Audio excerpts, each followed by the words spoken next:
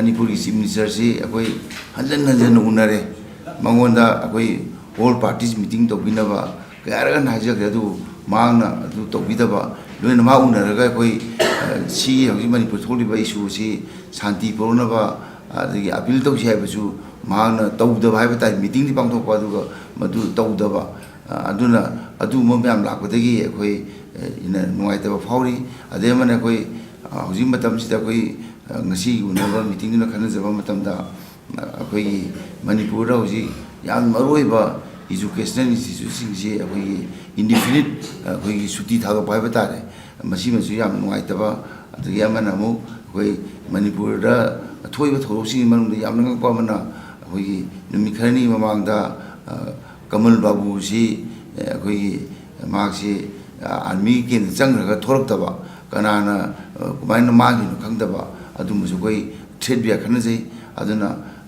akoi appeal tori madudi akoi Bharat Sarkar Manipur Sarkar amadi mai lena authority singda akoi Kamal Babu si puthopiro aduga makutik ta kaidana akoi mai imungda sinabiu maroni mak si maruina akoi Manipur gi mi sunataba mapan dagi la pai batare akoi kasar dagi aduna akoi yamna nuai ta bai batare si umbasida aduna si akoi ngasi India block ki meeting da phungdoi aduna akoi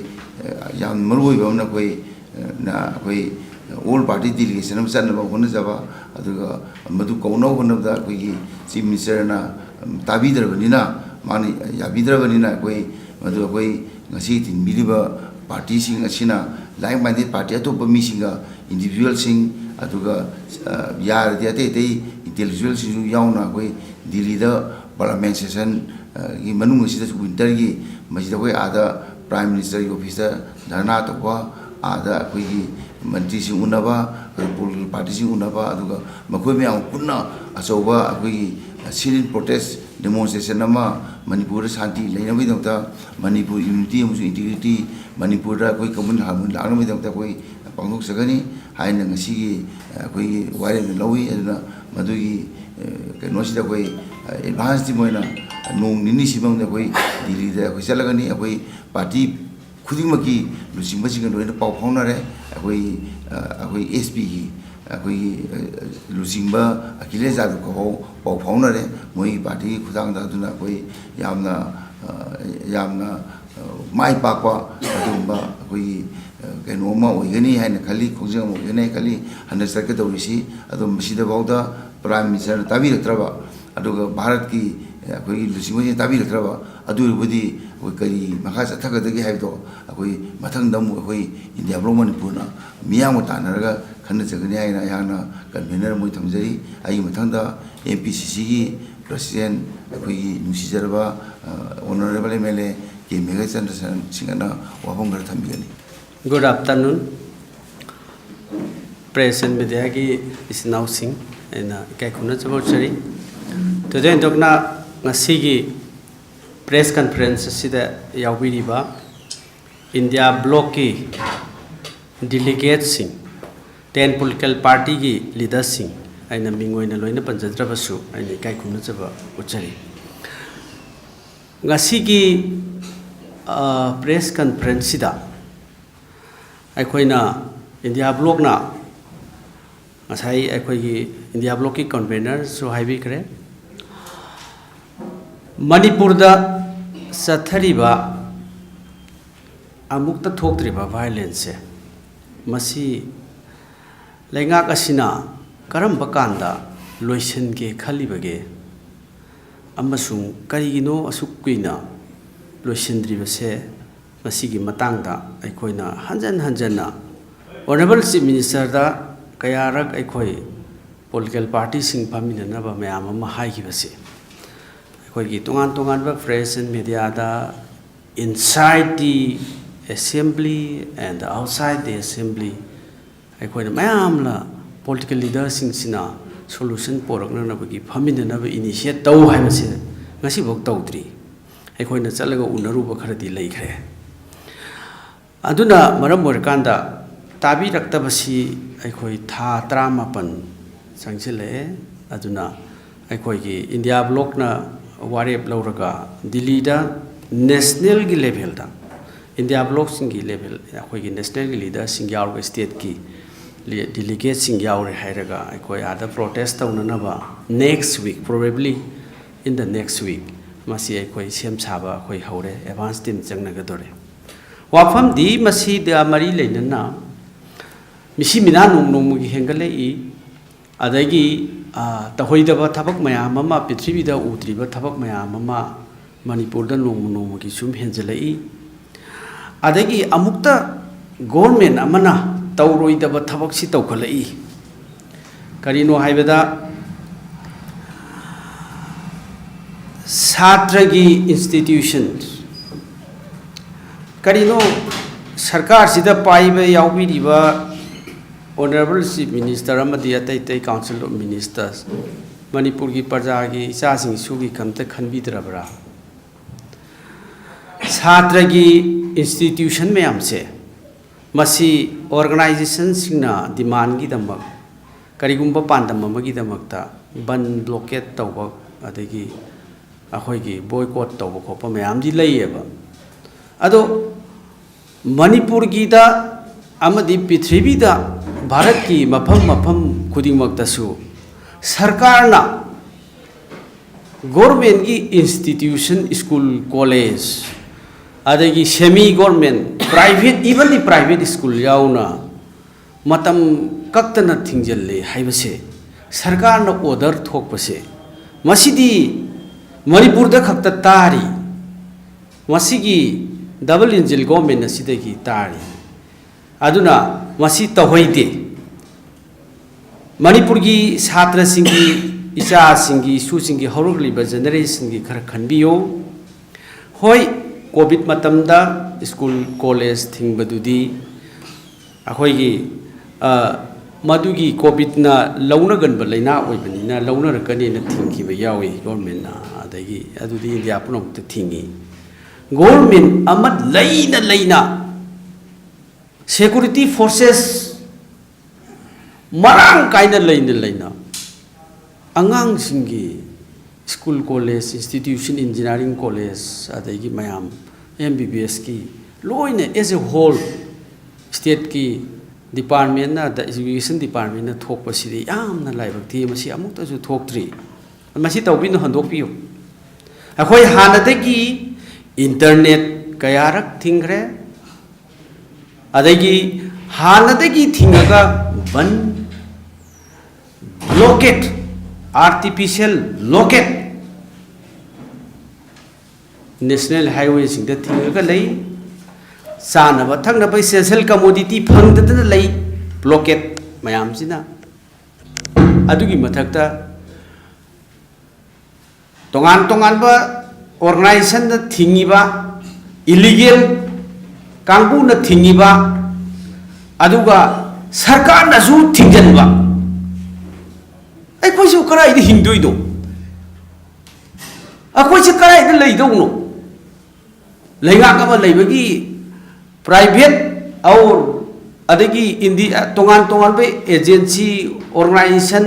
demand tawbi thingjalakpa illegal kangbu na thingbu du natana sarkar yauna thingjalagadi ai koi score hon ba ji ju thingjan birone adu natan hiding late sidagi henna worst situations adagi horrific situations tragedies lenga ka sida leiriba mayam jingsibo ubidrabra khangbidrabro masi tawbinu internet ban hangdokpiu school college hangdokpiu ban blockade tawribasi ada national highway myam thingaga essential commodities myam Bharat da khwaidagi pochai tangba mamal oriba myam lokthok na bo honagi di haidraga government da su yaw thingjalli kaidau nu sibu aduna sarkar gi leiriba myam je koi sarkar BJP Congress BJP India block nati as a human being mi mo oina haijabni hairuraga ikona hairuraga na political oina hai is whatever we speak mase constitution da leiba ai koi gi rights mayam sing ai koi na phangbam thokpa hangbam thokpa haibam thokpa mayam do ai koi na haijari bese sine ba khudatta school institutions mayam sing hangdokpiyo aduga control tawbiyo securities na masi ngakpiyo aduga phajana chathanbiyo shanti puraganaraba aikhoina tanjariba demand manipur ki praja miyam na ngasi taliba demand miyam se sarkar sina tabidri sibu karigino all political party meeting kaubire hairaga prime minister amutang lakna na hona biu adagi mala lakpa sangdre hairagana prime minister ki office ta political party leader mayam MLA humfu yauna kaubiraga solution ama porakna hona biu haibasi karigi hona bidabano asugumba genuine case genuine mayam demand mayam ama haibana tabide aduna maram borakanda leiriba aikhoi mayam da ban blockade curfew re-imposition of armed forces special foray closures of all the schools and institutions as sida haininga litre koi hingbagi right angang sing ki asa adagi ngasi angang sing sida mainstream dagi theidurei ba mayam sing si naha sing haurali ba adagi makhoi asa mayam sing si pulap aikhoi mayam sing si wakhal lama onana akhoi satki gedori aduna masi kanbiu aduna leiriba situation ji yamna akhoi gi athu pada masi action lokhat piu aikhoi haininga leitre parja civilian di lairadana even the MLAs ministers representative of the different constituency asigi political parties mayam gi leaders mayam gi aikoi sidai sidai safe oidraba the life and the properties of the civilians nupi angang small babies adagi akoi gi innocence aikoi gi peoples mayam sigi ngak pangamaktraba sibu kayam kuina aikoi khangduna leihidagi haibase sarkar sina asum tasanadana tuminna leibase masibu karamba numitaga tarakhigadagi adagi karamba numita akhoigi nakongsi hangdoktuna tabirakhigadagi haina khalubodasu lamba phangdaba